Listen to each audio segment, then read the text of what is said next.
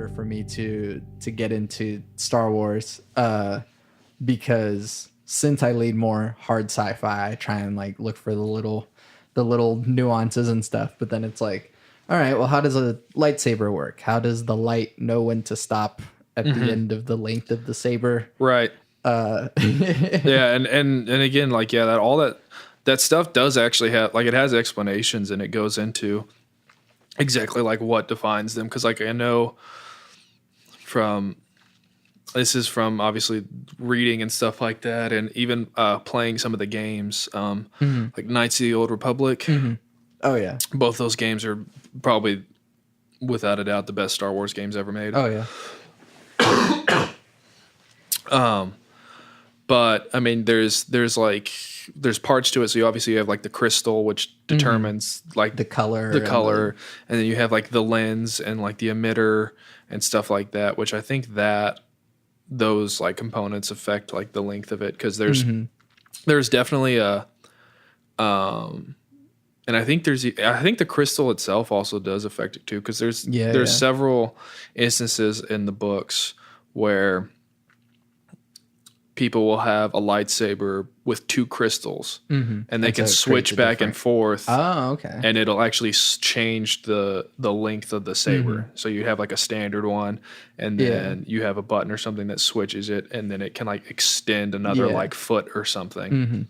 So, or if you combine them, it makes a different color. So, yeah, or I don't know. That's how it was in KOTOR, right? I don't remember if it was. Well, I haven't played the first. Also just specific colored crystals. Yeah, that you could use too. I played the second one, the most recent, and there was like the crystal that determined your color, and then you could add like other crystals to like affect the stats on it, basically. But yeah, just like little science fiction nuggets from Star Wars that like I understand that, oh yeah, it's science fantasy and I have to suspend some disbelief, but like if you start asking too many questions, it starts breaking down, and so it's like, and unfortunately, The Last Jedi just had way too many questions. Like, I don't know. I had issues. I had plenty of issues with it, but I mean, it's again, at the end of the day, it's Star Wars. I mean, I want to go see space battles and Jedi fighting and stuff like that. Did you play the Battlefront 2 story mode? I did. Actually, I went ahead and bought the game. I play it every once in a while. Do mediocre at it most of the time. I usually get like, double-digit kills, but I won't ever top the leaderboards or anything. I thought the campaign, like the story behind it, I thought it was all right. It was pretty predictable. Sure. I mean, you're like, oh, you're starting off as the bad guy. Obviously, you're going to end as a good guy. Yeah. So, spoiler alert. But, I mean, I thought, like, overall, it was good. It was kind of a cool, different side. I mean, the most... And again, like they've done it through other media forms, but the most, I think, underutilized and ignored characters that could have like the best game or movie, honestly, is the clones. So the Clone Troopers, I think, have some of the best, because there was a game called Republic Commando. And it felt very much like Halo 2. But I mean, it was phenomenal. It had this really groundbreaking like AI squad system. So there would be markers along the map, and you could command them to go to these markers where they would set up as like a sniping position or like a grenadier position, or like a rocket position or something like that. And then you could also like run around and like, you could be like, hey, there's a turret gun over here. You jump on that one while you go over and hack the door to make sure it opens. And so it's such a good game. And unfortunately, I don't think it did very well. So the chances of seeing another one are very slim, but it makes me so sad because I loved that game and I loved the story behind the clones. Because they then came out with like a 6-book series on clones, like not that Clone Commando Squad, but another one. And I mean, it's really good because I mean, when you come down to it, like the clones, obviously, like, you know, they had no choice in anything. Like they were literally bred to fight a war. And so this goes into kind of understanding them as individuals, because at the end of the day, they are individuals. Like they all look the same and stuff, but they have their own individual personalities. And just kind of how that interacts with the rest of the world that's going on around them and the war. And I mean, again, that's what I want. I want like a hard, maybe not, but like a gritty R Republic Commando movie or a M Republic Commando game where, you know, they're just going in and they're just wrecking shop on people. But since Disney's Disney, I doubt that'll happen. I mean, I don't know, that they can definitely let stuff like that happen. I mean, obviously we saw, yes, Deadpool is under like the Fox umbrella, but like it's still the Marvel IP. And so Disney can let stuff like that through. And so, and I mean, also with Rogue One, that I don't want to spoil Rogue One for those. I mean, forget what the program. Everybody dies. Yeah, well, you spoiled it. So the fact that they're willing to release a movie where like everyone dies is like, dang, that's not very you know, hey, pure heroism, the heroes always get out to fight another day. It's like, nope, everyone dies. It was great. Yeah, and I don't remember if they said they actually had an even darker version that they decided to scrap or something like that, or maybe they had a lighter version where like some of them did survive, but they were like, no, let's go ahead and kill them all, because obviously you start getting into some continuity errors. Yeah, and then you have like, oh, where is this character now, and how come we didn't see them at this point in the it's better just like, they're all dead. But no, like there's, I mean, if I would be so happy and content with life if they would just, if EA, but it's EA's EA likes money. Yeah, which again, I don't understand this either. If they would just come out with a Knights of the Old Republic 3, they would make. They already own BioWare. Yeah, I mean, they would make a stupid amount of money off of that. I mean, I would pre-order. I would buy every expansion pack. Right. I may even like drop money on cosmetics if they even like had to or something like that. I mean, those games are just are criminally good. And if they, again, it probably, I don't know. I mean, we're kind of post Call of Duty era, I think. Like, obviously those games are still coming out, but I feel like the ship's kind of sailed on the massive amounts of people playing. I mean, I know I don't play anymore. In fact, I'm blanking on what this falls. It should be Black Ops 4. Yeah. Which I didn't know until like 2 days ago that there's not even a single player campaign at all. It's just Battle Royale. Yeah. I can't stand how, and it's like EA, whenever they made that comment about like through their research, like gamers don't want single player narrative stories, and then like a week later God of War became like the #1 best selling game, and like or something, or like it's like up for Game of the Year awards and stuff like that. And we're just like, y'all, you guys can't even lie or pretend good enough that you don't care solely about the money. Like but yeah, That's all I want to see in life is a Knights of the Republic 3 and a Republic Commando 2. Yeah. If those came out, I might actually be able to die in peace. All right, let's get to the actual reason why I wanted to talk to you, which is politics, because we'll turn into a bunch of angry boys. So we kind of talked about the core of the thing, which I also kind of, I'm not even fully like a full left leaning whatever, because there's the whole like classical liberal thing, Right. which is more in the vein of like maybe not quite Jordan Peterson, but like Sam Harris. Like, yes, I want people to have freedom of speech, but also some stuff needs to be done to, I mean, let's get this out of the way. Trump, yay, nay? I mean, I did not vote for Trump.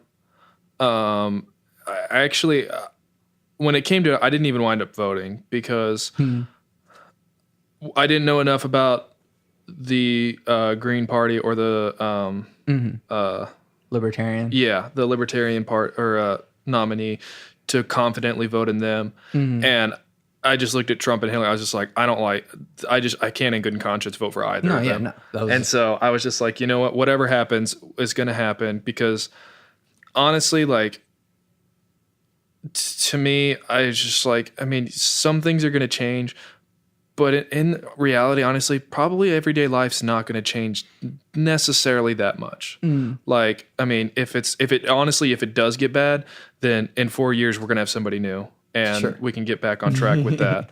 So I just kind of accepted, like, look, either way, like it's probably not going to be great, but I'm just going to have to deal with whoever winds up in office. Well, so here's the thing, and this is kind of a lefty talking point that's really annoying, but it's like, oh, from your privileged position, you don't understand the changes that happen in your daily life. And I get that. Right. And it's a silly thing to constantly bring up. But at the same time, I'm here on DACA.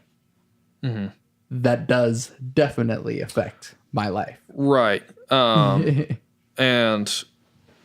there's a lot of, the hard part is there's so much, and even like Trump's own narrative is almost contradictory to his actual policies that he does. No, definitely. And so I feel like that's a huge issue. Like, again, like he does a lot of stuff that, again, there's good stuff he does, and I'm like, okay, like, you know, helping the economy grow. Like, I'm like, hey, like that's good. But then, you know, he'll make a decision. I'm like, on that as well, but yeah. But then he'll do something and turn around and be like, what? Like, why would you say that? Just like, why? Yeah. I mean, because and then there's stuff that, you know, one of the biggest things, fake news. Like from this side, like, honestly, there is a lot of it, and it's bad. Yes. But then he turns that into anything negative as fake news, which isn't true. Yeah. Now, granted,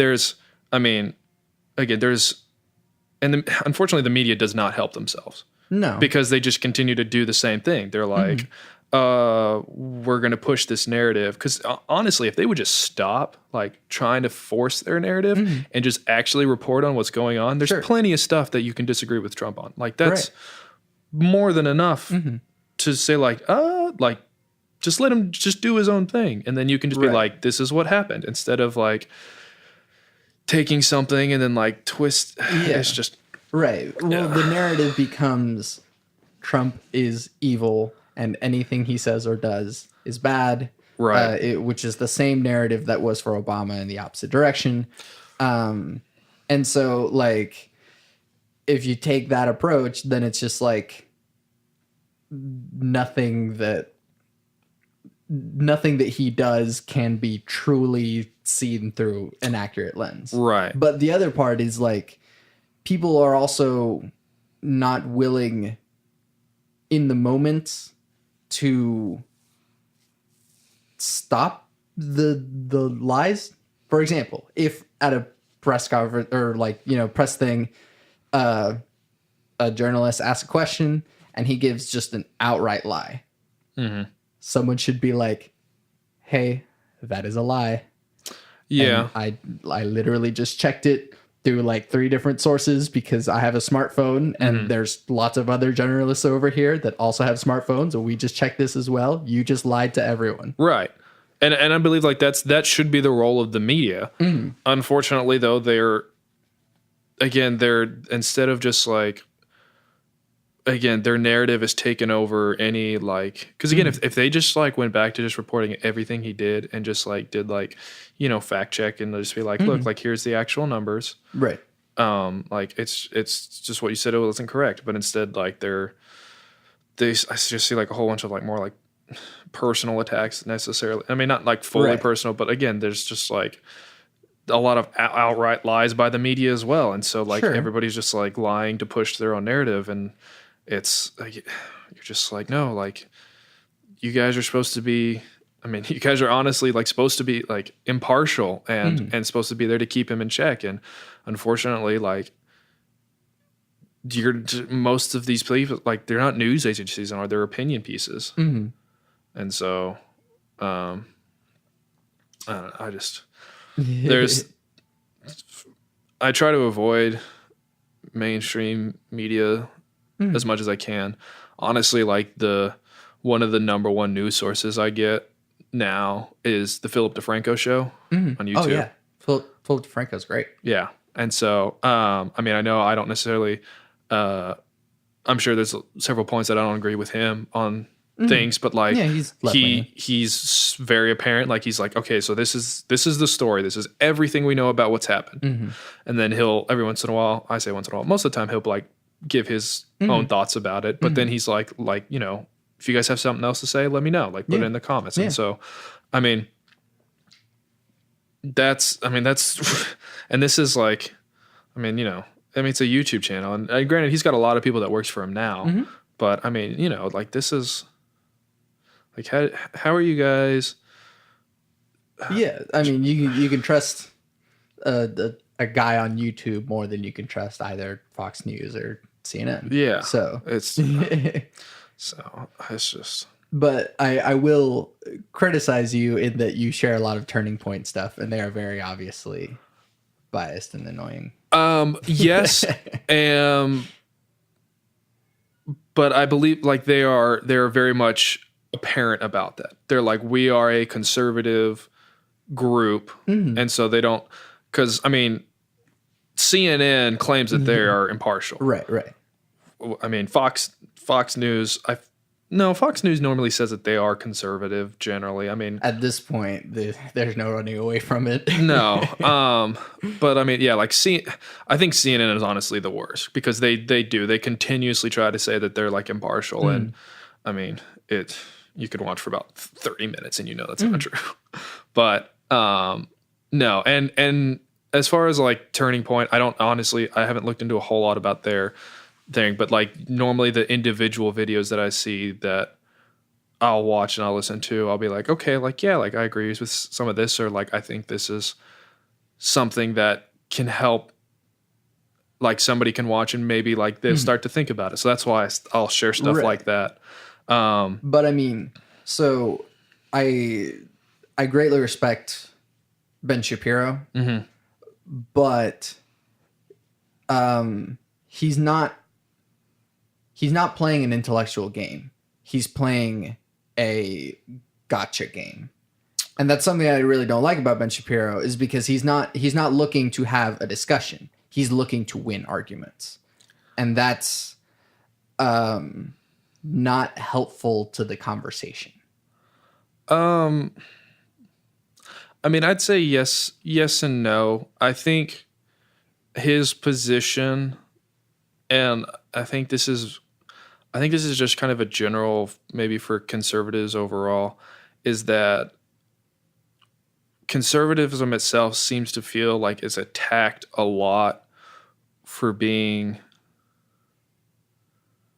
evil, I guess. I would say more heartless, but yes, the most extreme people are saying evil. Yeah. And so, I feel like he's just trying to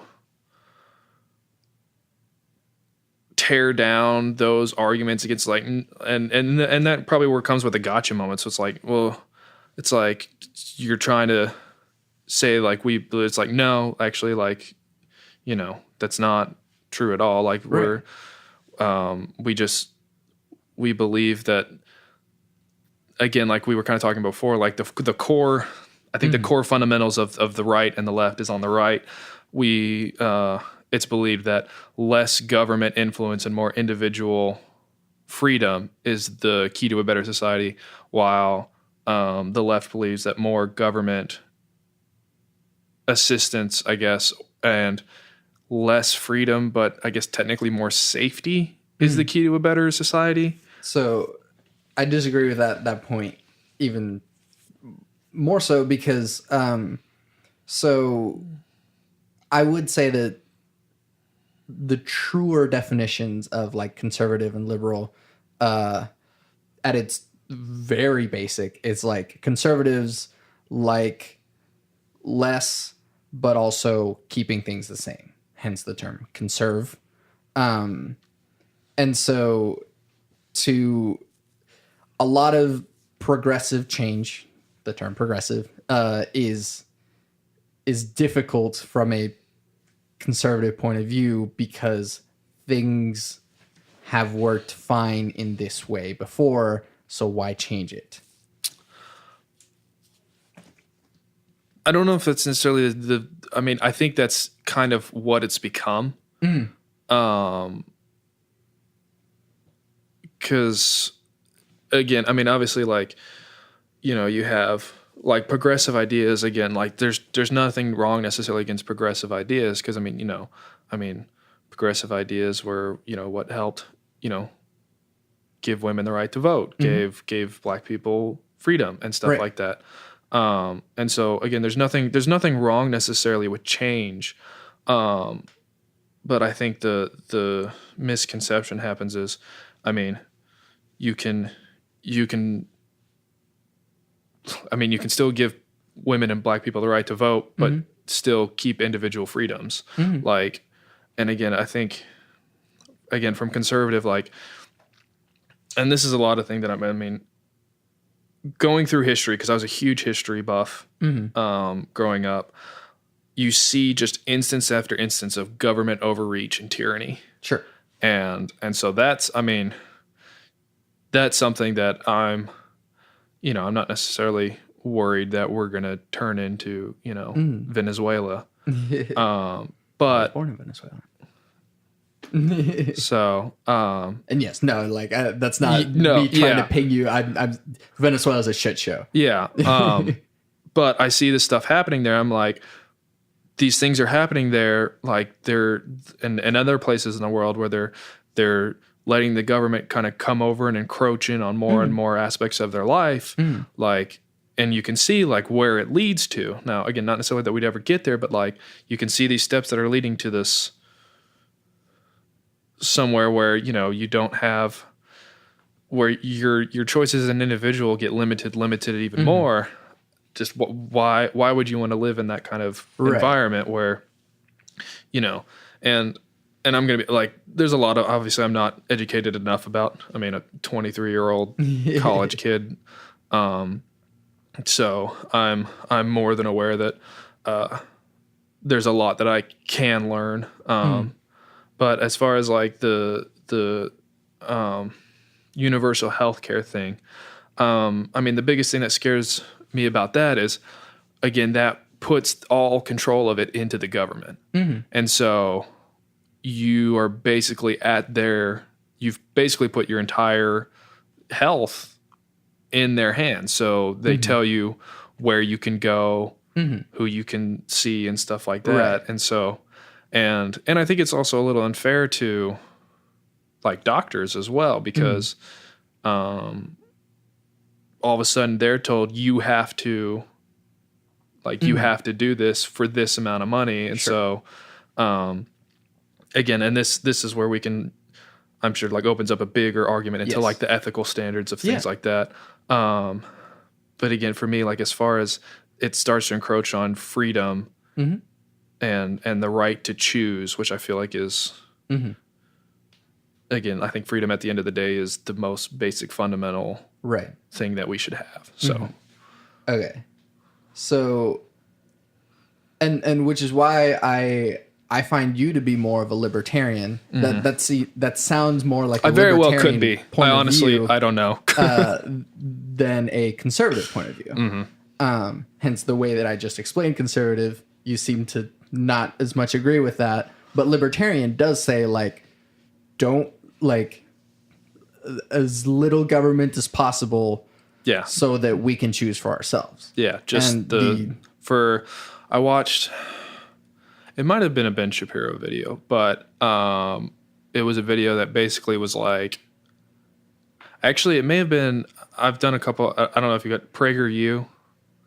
A little bit. It might have been a video they did, but basically they're talking about government control as only the necessities, which is basically just like defense and, you know, like law enforcement. And I mean, granted, you know, like there's other aspects. I mean, I guess they can say that they could get involved, but I mean, yeah, at the end of the day, like if we could have, you know, a government that just, the closer we can get, I think, to a government that is there just to protect us and to uphold and enforce laws, I think does get better because, again, that gives us more of the freedom to choose and stuff like that. So again, like you said, I very well may be a libertarian. Honestly, I haven't. I don't know. There was actually a libertarian candidate that I did like. I forgot what his name was, but he wound up losing to whatever the actual nominee was. But I would have voted for him if he would have made it. Right. Well, politics is a big dumb popularity contest. Yeah, can we just burn the two-party system to the ground, by the way? Yes. Just, God. So that's what I find more with you is that, so there's extremes of every kind of camp. And so the extreme libertarian camp is basically like, are you familiar with ANCAP, anarcho-capitalism? Not really. So ANCAP is kind of more like the bad example is Fallout. So have you ever played Fallout games? So Fallout is like there's no government. The only thing that governs people is just this is where I am, that's where you are. You don't worry about me and I don't worry about you, and you just like lay off my property, lay off my things, and I won't shoot you. And that's kind of how ANCAP works. And so it's like, oh, hey, I need this thing. I will give you money and you can give me that thing. And if you don't steal my things, I won't shoot you and kill you. Yeah. And so it makes sense. Right. But it leaves a lot open for moral. Sure. And I agree that that's where like, where you can put in standards and again, and put in laws and stuff like to help regulate. But again, I feel like it needs to be the bare necessity of, I mean, cause you obviously need to go and try to protect people from getting scammed and cheated like that. Cause unfortunately we live in a world where that's, like those people exist. People will lie. People will steal. People will cheat. People like the president of the United States, who there was a recent thing that made it more clear that he has continually evaded taxes. In many, many different ways. I mean, and also money schemes and all that. Who was it? Somebody. It was some famous singer. Was just caught evading taxes too, which I mean that's maybe another discussion as well, because I think is taxation theft. It's close. You're a libertarian. Yeah, yeah, probably. I mean, I think I think it is right now because the government it's way too big and it's way too wasteful. So I think what they're doing, I mean, if they scaled back and again, we're providing, just the necessities to protect and defend us, I wouldn't have a problem. Because like that, I mean, like I'm more than willing to help, pay to help fund to local law enforcement. Like right. I'm more than happy to pay taxes towards that because they keep me safe.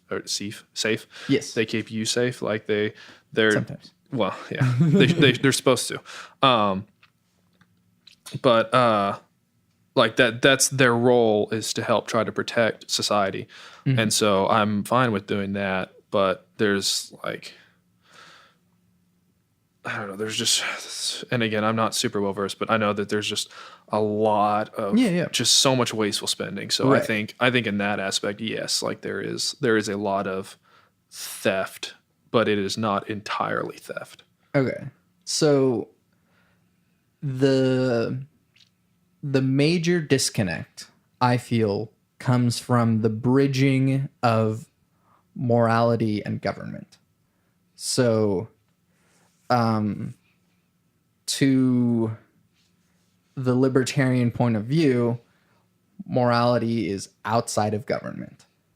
In that, oh, well, you think it's bad for, a company to make a terrible product that they advertise as such, and then they end up poisoning people or whatever that might be. Let's throw a law on that. And that's sort of a moral regulation, if you will. Because it's like, you shouldn't do that. And whenever government makes a should sort of thing, they're making a moral thing. And so it's like, you can't kill. That's a moral claim. But then it gets even broader. And so with, I like to think let's go with the social safety net. So morally, more conservatives tend to lean that, oh, if you wind up homeless, that's your fault, quote unquote. Yeah, I mean, I think there are people that do think that, which, I mean, again, I feel like you need to go on a case by case basis on that. One of the big things was obviously the housing crash. And I mean, technically those people did make those decisions to get them there. Yes. So obviously it is their fault because they made those decisions. The fault is on both sides. But I mean, yeah, you had the market. The banks were clearly giving out terrible loans. So it was again, it was their choices, but it was their severely misled and uninformed choices. So I mean, I think that there's and I think, and this is what I've heard from like Ben Shapiro, that it's more of like that kind of view. It should be, it's less of the government's job to take care of, it's society's job to take care of them. Right. So, and I think he's mentioned a couple times, I haven't seen the numbers on, but he said that from a lot of studies that like private party charities and organizations like that do more to help people that are, in the lower, the lower end of the spectrum, like exponentially more than the government ever does. Sure. And so, I mean, I again, as of the safety net measures that the government has in place right now. Right. And so I think from seeing that, I think like, yes, like that should be a good sign that we should support those private groups rather than trying to go through the government who, I mean, honestly, at the end of the day, government sucks about it doing basically everything. And I think a lot of Democrats right now are thinking that kind of a point of view like, well, that's because it's not because it's not working, it's because they don't have enough funding. And I don't know. I don't know where that perspective comes from, but that's not. I don't think that's the actual point of view of people who want more government in that sense. But probably the politicians themselves are saying like, no, we can do it right. Just give us more money. Yeah, that might be it. And I mean, it also thinks like,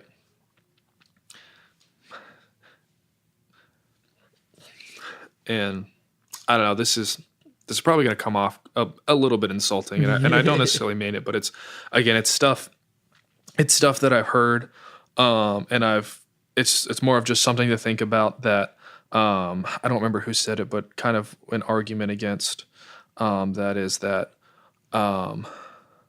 wanting the government to come in and take care of, you know, impoverished people and stuff like that, and like trying to fight for that, I guess, is almost like doing something rather than trying to do something to like do a good to help these people. You're wanting to not pretend, but like do something to help you feel good about maybe helping people. So you're like, well, like, you know, there's these people, and instead of, you know, me going out and, you know, helping them and giving money, we should get the government to do it. And, you know, and that makes me feel good because, yeah, the people are probably getting helped, or at least I'm saying that I want the people to be helped. And, you know, but the government they're the ones that need to help them. And again, like, this is not a broad scale for people, but it is something that I have heard that, that is kind of the psychological aspect behind it is that they think that they're doing something good, but they're really just doing something to make them feel like they're doing good, to make themselves feel better. Right. But you can make that same argument for someone who donates to charity and assumes that charity True. will give. Yeah, and that's very true as well. And so I think that I do think that it is a little bit different to donate directly to a charity because than just like saying like, oh yeah, the government will take care of it. Right. I mean, like, granted, because, you know, if you don't realize that if the government does start to taxes increases, then you're not very intelligent. But that goes back to the moral regulation. So in that, a charity, for one, isn't required to exist. Right. Nobody is required to start a charity. So we have to just assume that people will be good enough to make that happen. I mean, yes, luckily there are charities that are private and they make that happen, which is good, but no one is required to do so. And for all every charity cares, every single charity could at once decide to just stop. And then all of those benefits that society has gotten from those private charities would go away, and there would be nothing to replace it. Right. So that's the thing about having private companies do things, is that no one is forcing them to do that. Right. And I think that's why they can do the most, they can be the most effective and do the most good, is because they are making the decision that, no, this is what we want to do. And I mean, obviously, again, like, you know, you talk about like, yeah, like they could just all of them shut down. And I mean, you know, obviously we're getting into theoretical, but if every charity decided to shut down, I mean, society, I think society would just have a complete moral abandonment and it would just self-destruct. And I mean, and that's something that I think that also, again, like, going back to the left and right, like ideas, like I think, from what I've heard from right people is that their society should be in charge more of, again, taking care of the populace rather than the government. And so because you can rely on, I mean, honestly, I think, charities are more reliable than the government is. Just because, again, like you're going to somebody that said like, this is what they wanted to do with their life. Like they made the decision to help people as their thing. And I mean, I have a lot of respect for people that do that. I don't know if I could do it to that level. I mean, obviously, but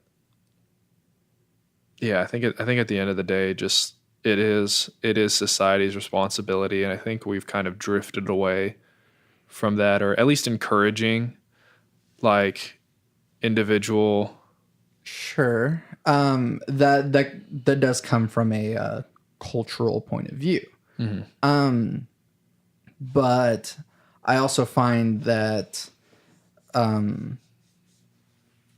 democracy has less of a chance to happen through more privatization. So a charity that, again, it's not responsible for obeying any governmental rules. They can give out money willy-nilly as they want to. But they also have their own rules. Right. And the populace doesn't get to decide what those rules are. The charity itself does, or whatever private company decides what those things are. And so the whole reason why a lot of former presidents like Teddy Roosevelt and Taft were trust busters is because you have these monolithic companies that have these monopolies over industries, and they have no responsibility to take care of anyone, only their own bottom line. And that's what we're facing now with companies that are violating Disney, but like Exxon, Monsanto, and all of the, these shadowy organizations that nobody really knows about, but tends to actually make a lot of money off of raping the earth. So those private companies aren't beholden to democracy. They're beholden to their own bottom line. And so by making charity, quote unquote, a government thing, it falls in the line of the people that require those services rather than the charity themselves making those rules arbitrarily. So my counter to that would be, what happens when the government decides that they want to, let's say, only, I don't know, let's say that they came out and like only white people get benefits. So, I mean, well, then the people vote. That's the whole point of the Constitution and a representative democracy. But, and this is the part where but if you start to give, again, the government too much power over people, then eventually get to the point that, I mean, if the government ever came to a point where they'd say something as absurd as like only white people get benefits or something like that, like I guess I'd go back to a point where we would say that. They're socially saying it, kind of, but then again, I think they would be at a level that would be too corrupt for voting to even matter. I think at that point they would, if they had ever come to a point where they could actually do that, then say hello to the American Revolution, the French Revolution, every other revolution. Right. And so, again, we can avoid a revolution, hopefully, by avoiding a corrupt government. Right. By not giving them power or too much power over the citizenry. Citizenry. Yes. Words. And this is the most I've talked for I don't know how long. So I think, but going back to the whole charities thing, so yes, individual charities and even companies have their own set standards.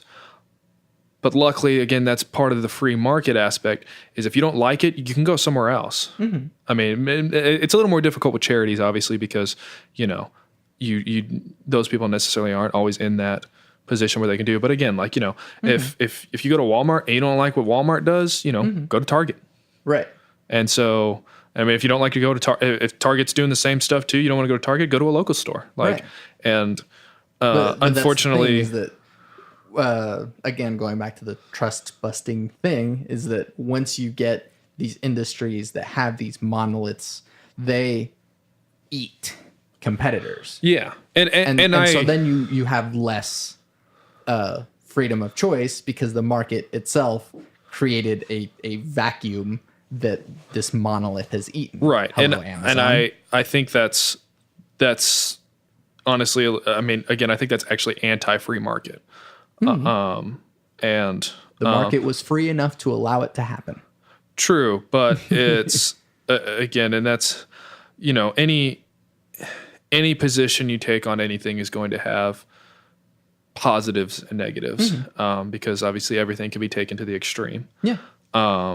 And so I think this is, unfortunately, to be able to live in a society that is free, where you can make your own choices, where you can start a business and it become, you know, a massive thing. You do have to, like, you are going to run the risk that sometimes something gets too big. And again, I think putting things in place to, again, like you say, like to break apart those monopolies falls under the bare necessity of government influence to, again, keep society free and safe. Right. But once you start nailing down to those, how much are we protecting people from blank and blank and blank? And so, yeah, you're going to have to put regulations on liquor licenses and food, and that's why you have administrations like the FDA or whatever, and then environmental regulations. And so it's like, once you go into the little specifics of like, we're protecting the public from, you know, private companies that might abuse the public, there's a lot of little things that will happen that cause a lot more. And that's kind of how the government has gotten to this point in the first place. Right. Is because the free market has created problems that the government had to step in and fix. Yeah, and that just may be maybe or like an overall societal shift from strong moral principles on things like that. Yes. And so I'll agree that, like, yeah, like I think that's the underlining biggest issue with, or like the cause that happened is why it is the way it is. Because we have, again, we're so detached from our communities, our our neighbors, our individual pockets, that for, I think, a lot of people on the left, the only solution is to have the government come in and do it. And I mean, I think it would be, I think the more of the right side of it might be, well, no, we should try to instead fix these societal moral issues and try to bring up and reinforce, like, no, like these are what makes society good. Like, you know, the free and equal transaction of you, like, I need to live. I need to either provide a service or make something that somebody else would like. And so then we freely exchange in a fair, you know, equal transaction. So that, why is that the base? why the exchange is in the base. Yeah, why do you go, I need to live, therefore I have to make something sellable? Well, I mean, you don't necessarily have to make something sellable, but I mean, Well, I mean, you even just day I mean, at the labor, base- you are selling it. You're True. slaving yourself out to the company True. in exchange I mean, for commerce. yeah, I mean, because I mean, everybody, unless you're going to buy a farm, grow your own food, make your own, unless you're going to make everything yourself, like you're going to have to do something, put in some kind of labor to help contribute to the whole society. And so that's where I'm saying, like, if you want to live, if you want to be able to eat, because unless you're making your own food, you're going to go get food from somebody who's made it. So then you have to have something to give them for the food. So that's what I'm saying. Like, you need to either, that's where, like, the free exchange of items or currency or labor is what I think is the kind of the foundation of that. Because again, I mean, and there's nothing wrong with it. Obviously, if you want to go and live on your own and do everything self-sufficient, like that is your choice to do that. Yeah. Which I think the government has a lot of BS laws about that. You do. Like I'm a big fan of tiny houses. Oh yeah, me too. Oh, they got so many laws about those. It's ridiculous. Yeah. Like they legit will not let you like buy a piece of land and just put like your own self-sustainable house on it. I think it's absurd. Yeah. It is. But anyways, if you can be self-sufficient on your own, like I think you should be allowed to do that. But since most people in our society aren't, like you need to be able to contribute something. Right. One, just because, it's kind of a societal standard that you should be a part and help and contribute side, but yeah, to live. Right. Well, and so I'm questioning the premise because there are people who actually can't. So, I mean, and you can go on the whole like disabled veterans, sure, but there also are just people who can't. Right. That have physical disabilities, mental disabilities, that are unable to provide that exchange. And why should those people not be allowed to live? So I think a lot of people like that can contribute in other ways necessarily than like labor. But that's where I think society needs to step in and help care for those people. Right. That it is part of our duty of living in a civilized society is that we should, again, like goes back to how we're detached from our communities and our neighbors and stuff like that. I mean, because, if you go back to, ways back, but if you go back to tribal times, like that's how everything worked. Like everybody contributed, if like, to like the young men, women, everybody contributed. And then the elderly, like they were cared for by everybody else. Yeah. And I mean, it's also kind of sad because, even in families, like nowadays, most people just kind of ship their elderly parents off to nursing homes. And, right.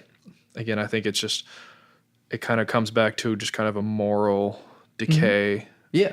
On an individual and societal level. Yeah. And I've been doing a lot more defending of, government than I actually believe myself, just for the sake of this argument. Oh yeah, no, I always got to play devil's advocate sometimes, right? Because I'm a dirty, filthy anarcho-communist, and so for me, the solution does lie in society and culture. But we won't get there without a little bit of a push. Yeah. And I think push might come from different places, from different people. Yeah. And I think that's probably the real fundamental breakdown between the two sides is where that push comes from. And so from religious people, the push comes from here's godly morals, and that's how we want to encourage that. And I get that. I'm an atheist. And so a lot of those morals also say that I am not of value to some of the subdivisions of the religions. Yeah, I mean, I guess. I mean, I know, and you know, there's obviously a lot of, again, religion itself has gotten so out of hand in general. Yeah. I mean, there's people would sometimes ask if I'm religious, and I'm like, well, not really. I mean, I would like to like sit there and be like, yeah, like, you know, like I believe in Christ, I believe in God, but because religion itself just has like, even like it's just got such a negative connotation behind it, because I mean, unfortunately, so does atheism. I don't like saying I'm an atheist per se. Yeah. Secular because humanist. I was going to say, because even some atheism is almost religion type ish. No, definitely. But, because I mean, you know, no, forget about that. But, I think I lost my train of thought again. Right. Well, so where that push comes from to try and become a better world. Yeah. And how we use government to regulate both, yes, necessities for a society, but also moral problems that might need to change. Yeah. And I'm going to like start wrapping things up. Right. Again, I think at the end of the day, again, this is where a big divide comes in, is because I think that it needs to be done on an individual moral level, or and then, you know, I mean, if and this, you know, kind of sounds overly optimistic, but I mean, if each individual person would just go out and just be nice to other people, yeah, like, you know, no, that's great. great. We would live in a much better society, and I think that, I mean, that's my aspect on it. While I think there's other people, or more of like the hard left at least, thinks that like, no, what we think is moral, we will force on society by utilizing the government. Right. And that is something I'm strongly opposed to. I disagree with that as well. So yeah. So that's another reason why I do not left lean. So keep in mind, I think that's my last point. Keep in mind that not everyone, I'm pretty sure most left-leaning people don't feel that way. They don't feel that they need to force these moral regulations on people. Only the most extreme of the people are the ones that are actually like, you can't say trigger words, you should go to jail.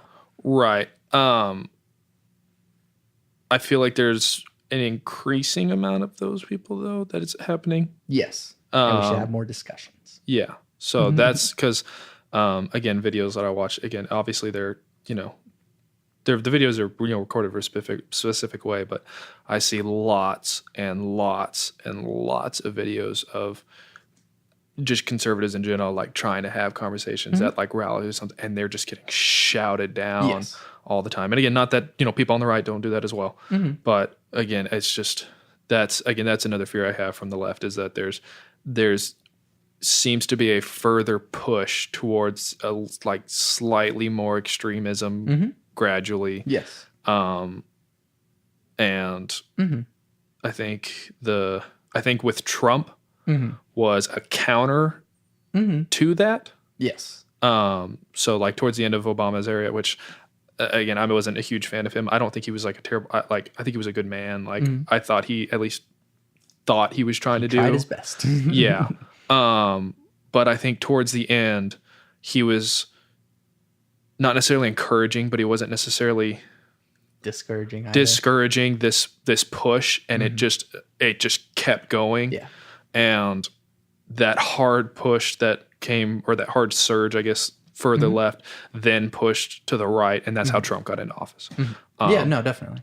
And I think honestly, I think it falls more on Hillary Clinton, because she did nothing. Yeah.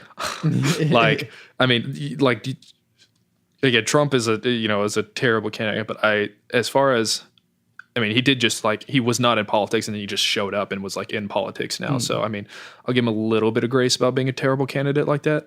But I mean, Hillary Clinton she is the definition of a career politician, and she was just awful. Yeah. Like, so, but yeah, anyways, yeah, that's again, one of the big reasons why I think myself as more right. Again, just, I believe in more personal freedoms, more societal, moral more structures. in common with people on the quote unquote left than you think. And I think that there's also, like, I think it goes the other way around, because I think people, like, the right honestly has more in common. Again, both sides have more in common than anybody actually thinks. Yes. Again, you, like you said, I very well might be more libertarian than anything after all. But yeah, we should listen to each other. I'm gonna, like, make some lightning statements and then plug your things. But a lot of the moral panic on the left is more social things than they are actual governmental things. And so, hey, we would like to not have someone who is a potential sexual abuser on the Supreme Court. And by allowing him on there, it's not that you're legally saying anything. It's that you're socially, culturally saying that this is okay anyways. Yeah. And I think there's the two different viewpoints on why, like, is what's conflicting there, because from I think people on the right, their view of that is not that it's encouraging that kind of attitude. It was that they're trying to encourage the attitude that, again, of the idea that innocent until proven guilty. Right. And people will go around, like, well, it's not a court case. Well, they're like, well, I mean, you're in the court of social. Right. So that's why I said legally. Right. So legally, they're not saying, oh, he should be in jail. But socially, and that's the dissonance in the argument. Right. The left is making a social argument. The right is making a law argument. Yeah, and this may come off again, because, like, earlier you mentioned how the right seems to be a little more cold and heartless sometimes, and I think that just because, in general, I think the right tends to try to focus more on, and again, I don't try to mean this in an insulting way, because both sides are needed to have a functioning society. I feel like the right focuses more on logic and numbers and fact, numbers, while the left focuses more on, like, the emotional and social aspects. So, again, both sides are needed to. I mean, I like to think that, the right's a little more half empty, and the left's a little more half full sometimes, or at least, like, maybe not the left, but, like, progressives are a little more half full. Sure. And so the right's like, okay, well, like, this is how the world is.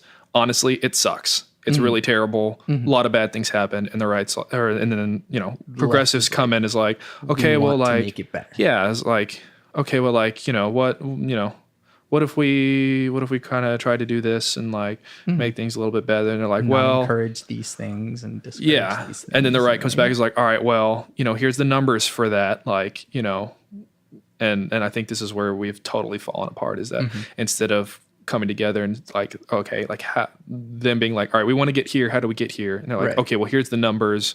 Here's the data to get there. Always put them together to try to make things better. Yeah. And that just doesn't exist. So, and it always sucks. Both. Yeah. Again, let's all just be centrists. Like, let's just talk to each other. Right. Let's talk. All right. Plug your things. Yeah. So, I guess personally, I'm on Instagram at fake Dakota Who are Green. Oh, I'm Dakota Green. Yes, and I'm at fake Dakota Green. I, thought I was being clever. Still haven't figured out if it is or not. But maybe if I get famous, it'll be funny. But like I said on the other one, I'm in a couple bands at Sweet Talkers Music, or at I think it's Catlock 7. I play drums for her. We've got a couple shows coming up, so if you want to come out and talk to me about music or other political or anything else, please do. I'm lonely. Let's talk. And yeah, I mean, a good time, listen to music, have some chats. I'll buy you a drink. Yeah. Yeah, but yeah, thanks for having me on. Yeah, of course. Thank you. And this has been a very nice and productive conversation. There was no throwing of things or yelling for anything. It's amazing what happens whenever, level-headed people talk. Yeah. So I'm Santiago Ramones. I'm Dakota Green. You can find everything that I do on my website, santiagoramones.com. You can download or pay for my demo, Songs with Words. You can find this podcast on Apple Podcasts, on YouTube, or on Stitcher. Leave reviews and comments, and tell Santiago how stupid he is, or tell Dakota how awesome he is. Please don't berate my guests. But yeah, I always end my podcast with my 3 things. They shape my life philosophy. Those 3 things are: love never fails, it's going to be okay, I might be wrong.